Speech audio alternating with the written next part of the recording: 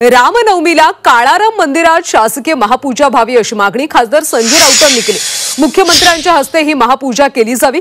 काळाराम मंदिर सामाजिक चळवळीचं केंद्र होतं असं राऊत म्हणाले। रामनवमीला नाशिकच्या काळाराम मंदिरात पंढरपूर प्रमाणे शासकीय महापूजा व्हावी अशी मागणी खासदार संजय राऊतांनी केली। सोबतच ही महापूजा राज्याच्या मुख्यमंत्र्यांच्या हस्ते केली जावी असंही ते म्हणाले।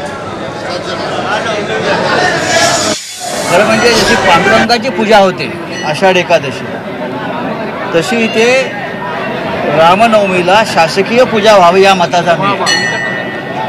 इथे शासकीय पूजा व्हायला पाहिजे आणि राज्याच्या मुख्यमंत्र्यांनी ती पूजा केली पाहिजे, कारण हे फक्त धार्मिक स्थान नाही तर महाराष्ट्राचं एक देशाचं एक सामाजिक चळवळीचं मोठं केंद्र होतं।